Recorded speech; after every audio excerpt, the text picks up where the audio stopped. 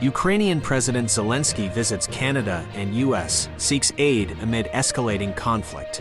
President Zelensky's whirlwind visits to the U.S. and Canada, including meetings with President Biden and Prime Minister Trudeau, emphasize the need for aid in Ukraine's battle against Russian forces. The U.S. approves a $325 million military aid package for Ukraine, while Zelensky pushes for additional aid from the U.S. Congress. Both Russia and Ukraine experience intense attacks, heightening tensions in the conflict. Fatal bus crash injures students in New York. 2 adults dead, multiple critical injuries. A commercial bus carrying 40 students from Farmingdale High School and 4 adults tumbled down a ravine on Interstate 84 in Orange County.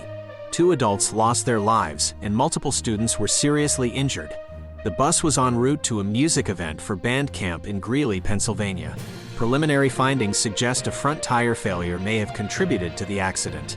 The investigation is ongoing. Missing F-35 military jet in South Carolina. Witness describes alarming maneuver before crash. A witness reported the presumed crashed F-35 military jet was almost going inverted before disaster in South Carolina. The aircraft was flying low and tilted before a loud sound followed by a debris field discovery miles away. The pilot safely ejected and was stable.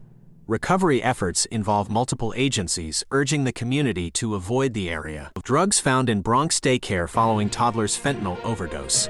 A trap floor containing drugs, including fentanyl, was discovered in a Bronx daycare where a 1-year-old boy died from a suspected fentanyl overdose. The drugs, weighing 8 to 10 kilograms, were concealed under a play area. 2 suspects have been indicted in connection with the incident. 3 other children were hospitalized after exposure to the suspected fentanyl. Investigators believe the daycare was also a front for a fentanyl distribution operation. Concerns rise over potential government shutdown in Washington. House Republicans leave without short-term funding deal, raising shutdown fears. Congress has a week to avert a government funding lapse.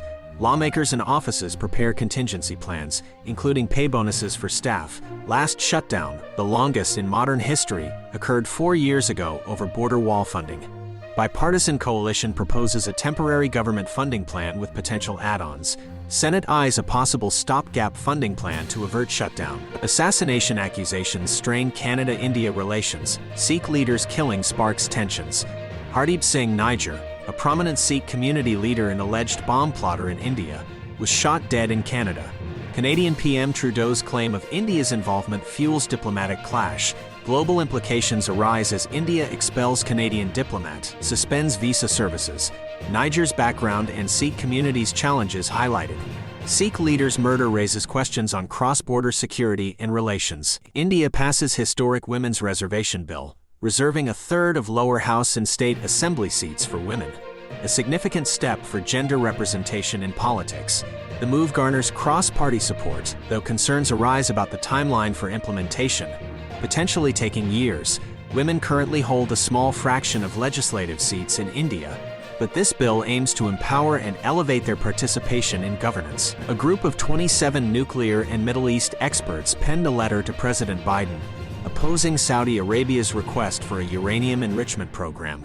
This complicates the ongoing U.S. negotiations with Saudi Arabia and Israel regarding a potential peace deal.